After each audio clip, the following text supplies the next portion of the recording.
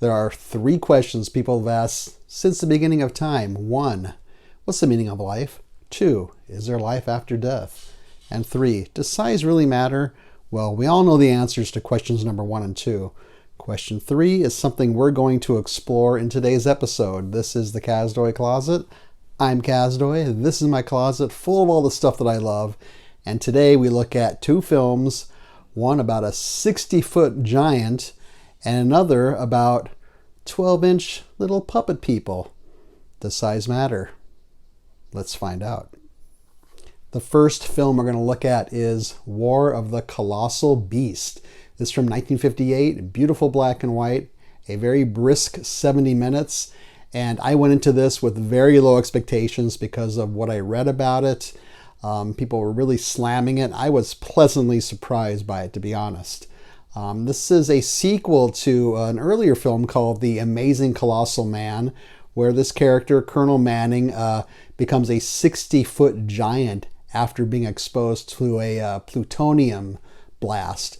Of course, this being a 50s science fiction film, you know atomic energy and radiation is going to play a role, right? So apparently he died near or in Hoover Dam in the first film. And in this film, his sister Joyce thinks that he's still alive, so she goes looking for him. The director was Burt I. Gordon, also known as Mr. Big, B-I-G, his initials. And this guy made over 25 science fiction / horror films, usually involving giant insects or giant animals or little people or something like that. And he also did the special effects for this and co-wrote the script too. And how are the special effects? They vary. Some are quite good and some are kind of bad. The giant, sometimes he looks like he's superimposed on the screen, or sometimes he's rear projection and the normal people are in front and you see him in the background. He's holding up vehicles like trucks and buses and stuff, and they look really fake when he's holding them. But at least they didn't use any fake hands coming down or a fake foot or anything like that, which was to his credit. So in general, I thought the effects are pretty good. And spoiler alert, there's one really good effect where the military is trying to control this guy. So they decide to drug him. So they get a giant syringe. Where they got this giant syringe, I have no idea. And they shoot it into his foot. He reacts. He pulls the syringe out, kind of looks at it, and then throws it back down and harpoons one of the military guys. I was pretty surprised at that. And I think if you're watching this in 1958, especially as a kid, you'd be pretty excited about seeing that effect. As far as the cast goes, don't even ask. The acting is awful. There is a flashback to the first film, which I don't think is available on Blu-ray or DVD. And the flashback takes up about 10 minutes of this 70-minute film. And it shows him getting hit by the plutonium.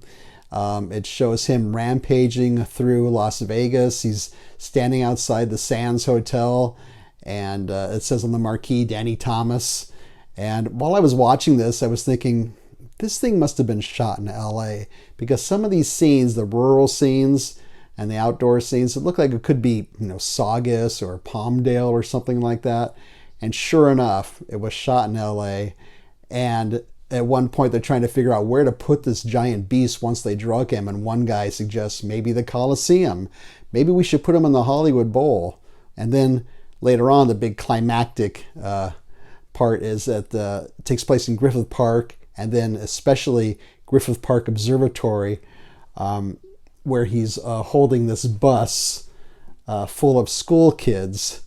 Now, this cover is really misleading, and because you do not see the school kids dangling outside the windows. It's basically a shot of the beast holding a very fake-looking school bus, and then it cuts to the inside of the school bus with the kids acting pretty bad, going, they're all scared and everything. And then cuts back to him holding the fake bus. So this is really misleading, like a lot of these posters and covers were. It doesn't quite look that good. The makeup, however, is just great. I mean, look at he's got a little problem with his head here, and one of his eyes is missing, part of his teeth are sticking out. Love that makeup. I really think it's quite impressive and iconic even. There's some great dialogue in here. For example, they're trying to track down where the beast went, and one of the scientists see this giant footprint in the mud, and he says that footprint could only be made by a 60-foot man. And then his sister says, well, Glenn is 60 feet tall. That's one example. Another example is when his sister, very concerned about him, says he needs to be in a hospital, and the major responds, we don't have a hospital that big. So that kind of dialogue goes on. But because of the ambition of this and the makeup, which I just love, and the noises he makes is very loud, much louder than the rest of the film, so be prepared for that. And it's this very guttural, almost animalistic type noise, because he's gone crazy since the first film, just progressively crazy, I guess, from the radiation or something. And so for all those reasons, and it moves along so quickly, and it's just so much fun to watch, I'm going to give this 4 out of 5 school buses. Now, what's on this disc? Well, you have this great cover, of course. This is a Scream Factory disc. You have a 20-minute documentary about the filmmaker, Bert I. Gordon. And I think that's about it you have on there. And you have, picture on the, well, there's a picture there. And then you have a photo here of the giant man with a TWA plane, which I don't even think was in that film. But anyways, a lot of fun, this film, especially if you are into this kind of 50s science fiction slash monster slash horror films. Where can you see this? You can rent it, you can buy it, of course, and you can also try your local library. Now on the flip side, we have Attack of the Puppet People. Once again, same year, 1958. Once again, beautiful black and white. And it's a little bit longer at 80 minutes. This one's about this kindly old doll maker, has an office called Dolls Incorporated. Very original title. He's a one-man show where he makes dolls and fixes dolls and stuff. And he decides he wants to start shrinking some of these people he encounters to about 12 inches tall to keep him company. He's got a machine that does it. They never explain how he got the machine or how the machine works or anything, but it just shrinks people. And he's lonely for one reason, because apparently he went to the circus with his wife, and his wife ran away with one of the acrobats in the circus. And, that happens all the time, right? Once again, the director is Bert I. Gordon, Mr. Big. He directed, co-wrote, did the special effects. More about the effects later. The cast includes John Agar and John Hoyt. Might not seem familiar to you, but very recognizable once you see them. They were in plenty of films and TV shows, and they're pretty good in this. So we identify with this young lady who is applying for a job with this doll maker. We kind of follow her as she learns what's going on, and she becomes small at about 30 minutes in, which is a little bit too long for an 80-minute film.